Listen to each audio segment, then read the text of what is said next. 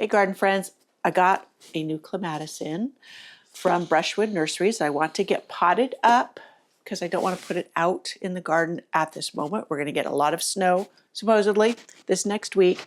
So I will pot it up, keep it in here. And then I have some white geranium seeds I want to get started. So let's get rolling. Hey garden friends, before we start on this video, I just wanted to apologize for the poor audio quality in parts of it. I had my microphone on backwards. It was a busy day. I was in a hurry and I need to learn not to do that. But still, the information is good and I think you can get past it. If you can't, I'm very sorry. All right. Yep, this is a clematis I learned about on another channel. It's a nursery and they shared this one. It's a very old variety of clematis, so it's got a proven track record. So I wanted to go ahead and get it for my garden. I have a thing for clematis along with my roses, so I'm just going to open this here now. I have bought bare root clematis from big box stores. You know how it comes bare root. About this time of year you can find them, but they're much smaller and they take a few years to get really going and start blooming. Let me pull up the one I just potted up. It's one from Walmart. Now the growth that had already started on it right here looks really, really sad. But if you notice right down there, can you see? Well, it's not focusing. Anyways, let me get out of it. Maybe it'll focus on it. Right down here is new growth. So it's growing here in the greenhouse. So let's make sure it's following me. And yeah, so your new plant, the sooner you take me out of the box and get me planted, the better. Why I didn't come in a pot? Yes, well, yeah, they come bare root and it's all, they have all these instructions, which are fantastic for you. You can see here, this is called Elsa Spath, and, or Spath, however you want to pronounce it. So you see how it comes. Very well wrapped, and it already has new growth on it. Look at that. So I'm going to set it to the side, try to get my door to shut, stay shut, and I think it'll fit in that pot. This pot just fine. This, I don't know, I got something from one of my favorite garden centers in this pot. And I saved them. So I like the size because it's bigger around than a 1 gallon can. And so it just has a little more room. I'm going to plop me some soil in there. This has a lot of soil with it, so I better check and make sure I'm not getting too much in the bottom. Be very careful opening it, not to damage the new growth.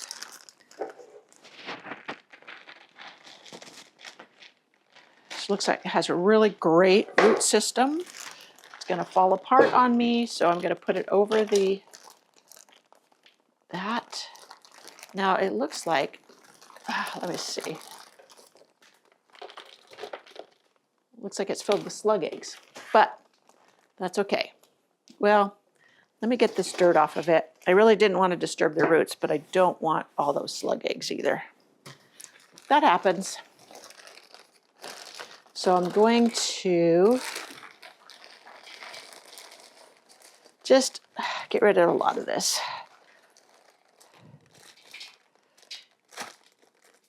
Wow, it's really filled with slug eggs.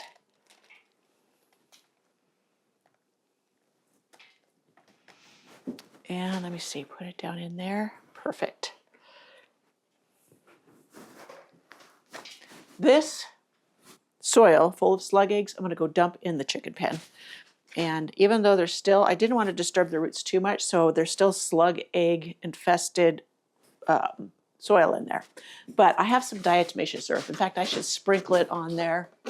Now, a lot of people will say that when it's wet, damp, it doesn't do much. But I'll also sprinkle it on top. You'd be surprised. But I also have a product that I use. Do I have it in here? Called, no, it's in the chicken pen. First Saturday Lime, and it makes the slugs go away. Okay, so let me scoop this out here. That was unanticipated, but I will make sure I keep the tag for this. Now that hasn't happened to me before, but there's a first time for everything. And it is not the end of the world. I know how to take care of slugs. And the new Saturday, no, first, I always want to say new Saturday. The first Saturday lime does a really good job. Now you see some of the roots came off. That's okay. It's not going to be a big deal. So let me get this scraped in here. And off to the chicken pen that will go. Okay, now over here, I have my soil and I'm gonna pot it up and I'm gonna bury this just a little bit deeper than it was in the container. I probably should look at their instructions. I just know how I normally do it.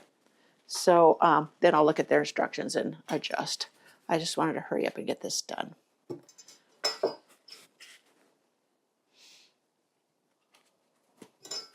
Now this has another stem coming up over here. A second stem.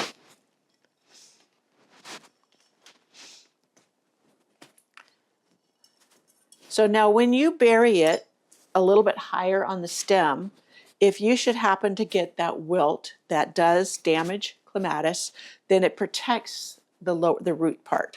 And then it will come back if the growth, the green growth dies back, it will come back from the root. So there is that part all potted up. Okay, let us read their instructions.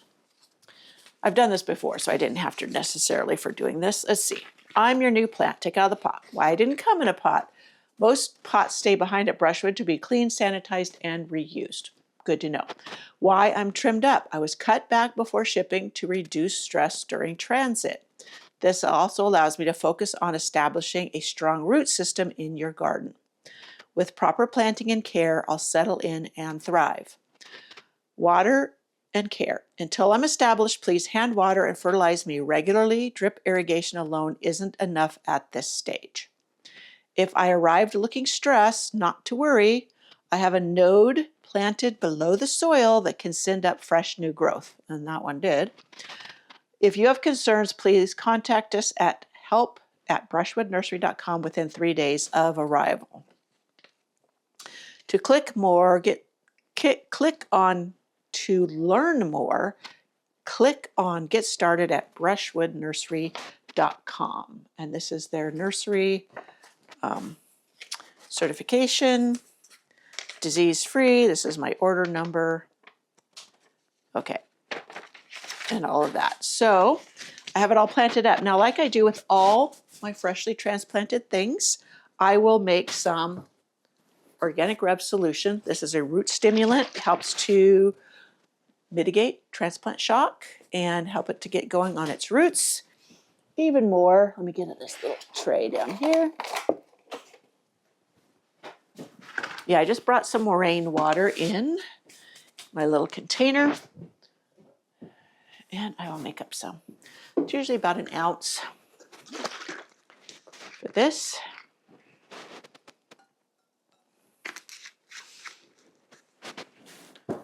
And we will get going.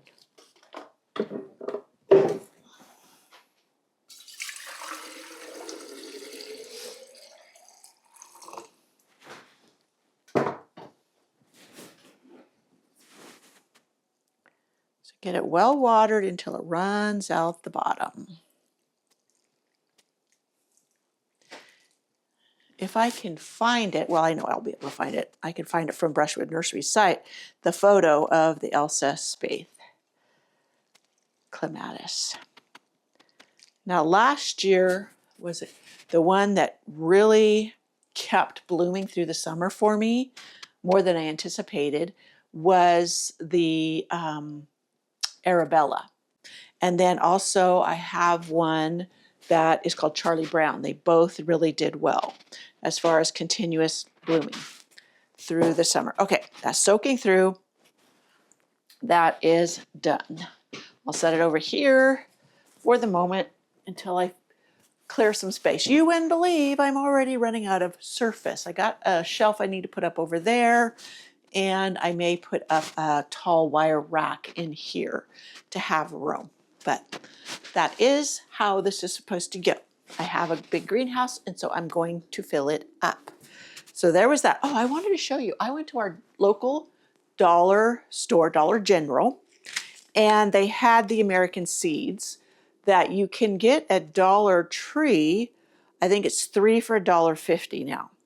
But these are 2 for $1. And a Dollar Tree is an hour's drive for me. So we have a local Dollar General, and they had them. So it's 2 for $1. Now look at these. These are dwarf hollyhocks. I've grown the tall ones, but never the dwarf. So I thought these would be a cool one to try.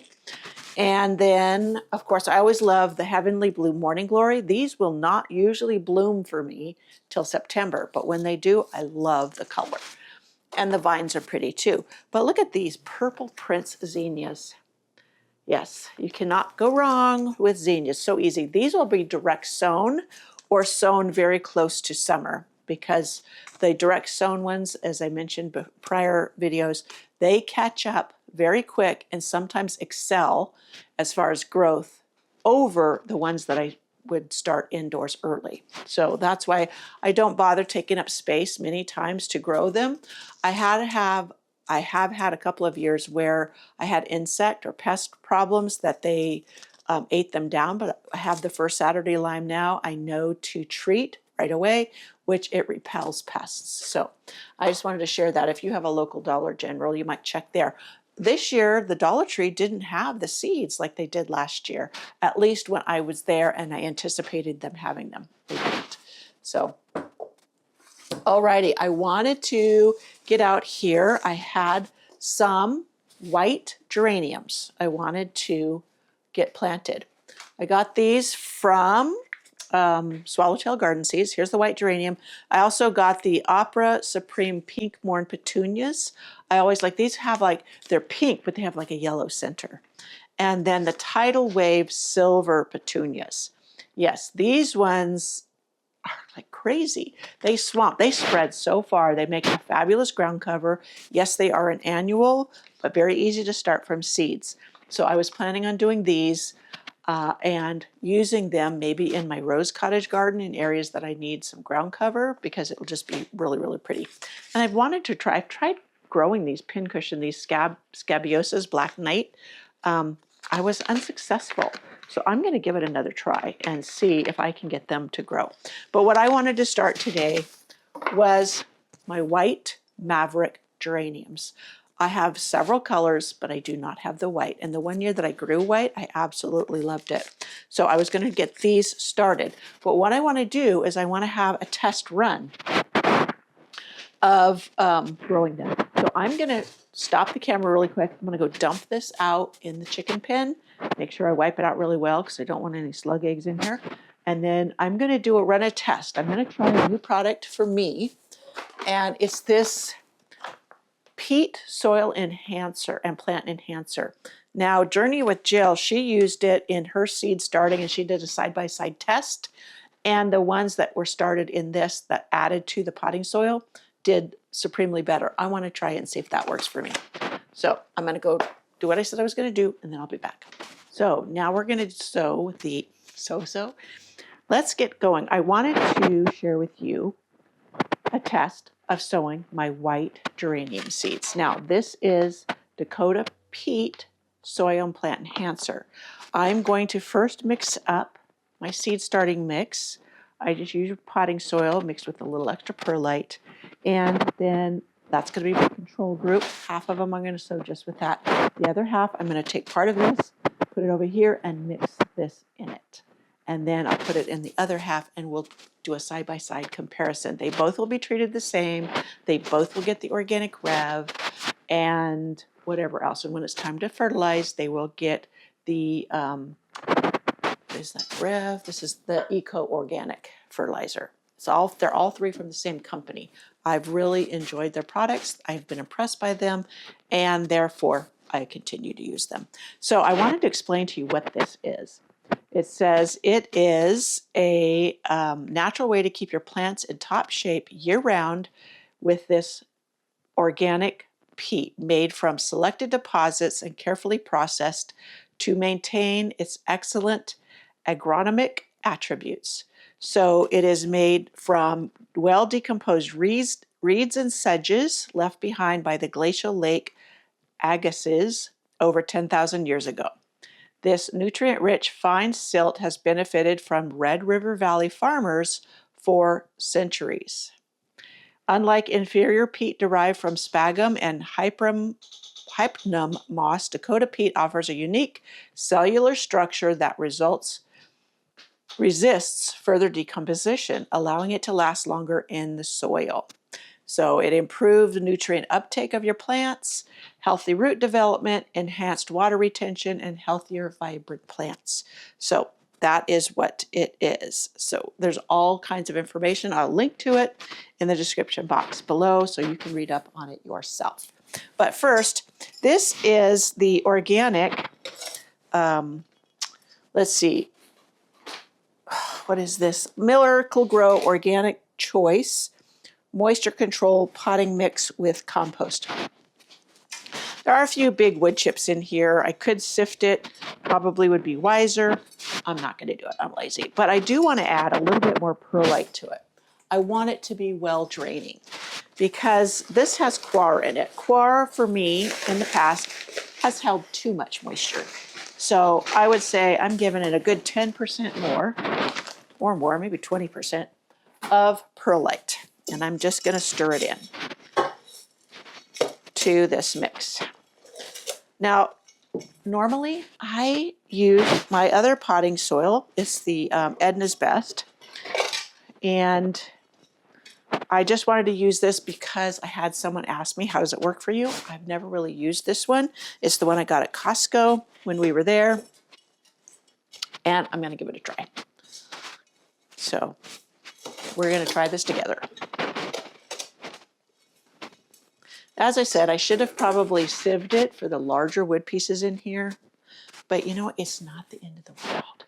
So I'm going to fill, this is one of those burpee seed trays that has the silicone bottoms. Somebody said hers fell apart. I see this one right here has kind of broken up, but you know what? It still holds the soil, and when I go to take it out, it works just fine. And I'm just going to fill up two sides with just this.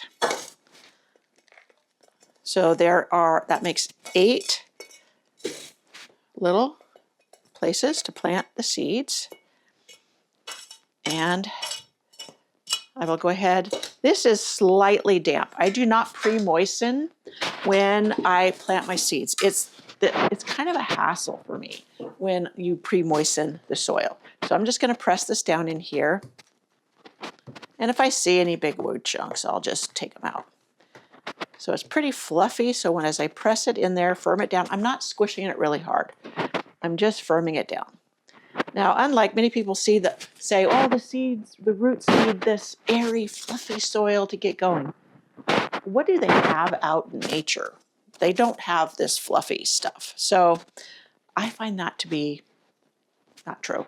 And you know what? When they're soil blocking, they're pressing them things really solid. So yeah, either they need super solid or they need super loose. What is it? Take your pick. So yeah, it can be confusing at times when you get conflicting information.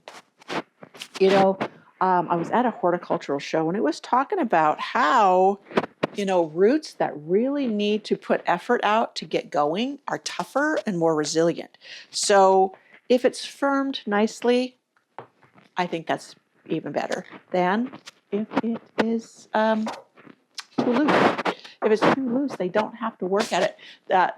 There's a difference between water roots when you start plants, like if you take a cutting and you start it in water, the water roots are much different than roots that have grown in soil. They're tougher. The water roots are not as tough as the soil roots, and therefore when you transplant a plant that's been rooted in water into soil, it has to adapt to the conditions of the soil. They need to toughen up. But if they've already started in soil, they're already tough. Therefore, it's the same with the soil. If it's very light and airy, you go to plant them in your garden and it has to contend with tough soil, then, you know, you're not going to have as quick of a transition and it get growing than if it already started out with tough roots. Now, I will say this, do not, when you're planting anything in the ground, do not put starter fertilizer in the planting holes, because then it's perfect for the roots right there, and then they try to reach out. You want your roots to start reaching out. So skip the starter fertilizer. It doesn't help, it actually hinders. So, okay, because you'll often see people dumping starter fertilizer in the holes for planting trees, perennials, or even the plants they've started indoors and into the planting holes. And they're actually, what do you say, doing themselves a disservice. Okay. I'm going to, this same mix that I just used to put those in, I'm going to do 2. I don't know if I need 2. Oh, well. And then I'm going to put, this says to use 10%, but I'm probably going to go probably more like 30. I didn't precise. If you want to be precise and measure, go for it. But I'm going to mix it in thoroughly to this mixture, which all this is the organic, what is it? I keep forgetting. Miracle Grow. I never buy Miracle Grow. Usually the normal Miracle Grow that you find in the yellow packaging has synthetic fertilizers. I don't use synthetic fertilizers, so I don't use that potting soil. Anyways, so here we go. I should put something over the top of this one, huh? Just to make sure I don't get anything over there. I think I can be careful enough. We are not scientific here. We're just doing a relative comparison. Okay. Let me be careful. Scrape these into the holes and then tamp them down and then add more as needed. That way I can prevent contaminating the other ones. Now I will need to mark it because it's not very visible which is which. So I will get a marker and I will mark the one side over here as the one. I just had a little tab. Well, let's just use one of these. Okay, that's going to be the side that is the Dakota Peat. I'm adding a little bit more because after tamping it down, it compressed a little bit. Okay, so good enough. All right, here's my white geraniums. These are Maverick White. I've always thought there's plenty. Oh yeah, there's 10. So how many? Oh, I might have too many slots, so I will. Maybe I'll put some other seeds in here. I think it's 10 seeds. Let me look. And this is 16 slots. So I will maybe do like my California bluebells, or there's also a magic white delphinium I have over there. Okay. And maybe they gave me extras. Sometimes they do give you extras. These ones are not pelleted. Oh no. Okay. Well, I'm going to start on this side. I put one on that one and one on this one. Come on, guys. Sometimes static electricity, they want to stick. Okay. I don't use the pencil and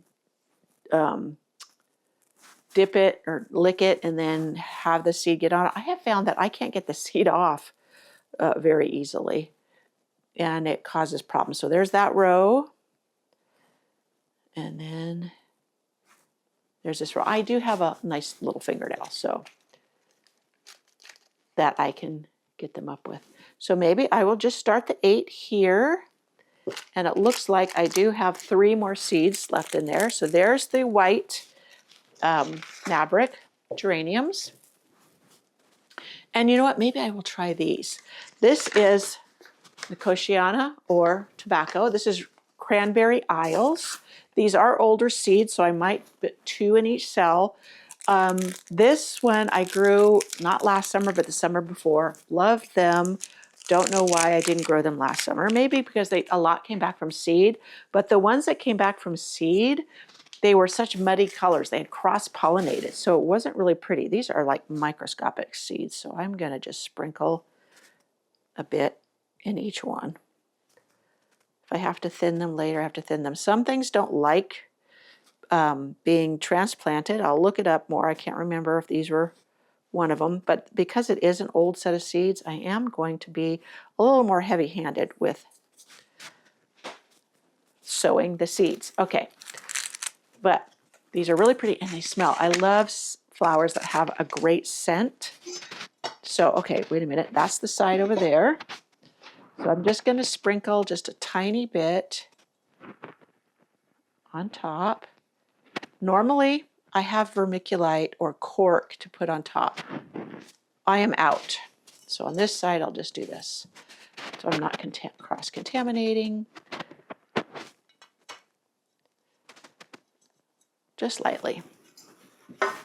And then I will push them down.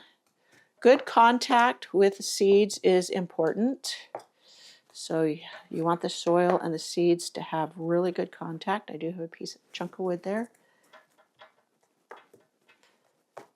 You'd be surprised. Seeds are not as finicky as many people are afraid of. So there we go. Now I'm going to put another tag over here so I know that this section and this section, so I don't get confused about the other directions. I do have smaller tags, but okay. So I should write on this one that this is geraniums, and this is the cranberry isles nicotiana. So let me get my pen, my Sharpie. Now this washes off really easy with alcohol. So I'm just going to write it over here. White, I'm going to put a W, and then I'm going to put geranium. Technically they're pelargoniums, but we will just go with the flow. Not the tidiest of writing. Then nicotiana. Then an arrow. And then I'll write on this side peat. So if something happens to the tags, I have it marked. All right, there we go. Now, I have a bottom tray for this. Right now, I'm not sure where it's at, but I will put this down in the tray. I will soak it with the organic Rev, like you saw me mix up earlier, and that'll give it a good boost. When they get their first set of true leaves, that is usually their second set of leaves. The first leaves are the cotyledons. I never pronounce it right. But the first set of true leaves, then that's when you start fertilizing, which I will do with the eco-organic half strength. And then I'll do that weekly. A good way to remember that is weekly. So there we have it. So that is it. I'm doing my side-by-side test. We will come back probably in about 2 to 3 weeks, see how these are doing, see if there's any difference, and then we'll check again a few weeks later. And that is how easy it is to sow white geranium or any kind of geranium seeds and the nicotiana. I didn't read it. Maybe they were going to say it needs light, don't cover. Nope, doesn't say that. Okay, we're good to go. All right, I will see you in my next video. I will have something else going on here in the greenhouse. It might even be white outside with snow, and I'll share that too. All right, see you later. Bye.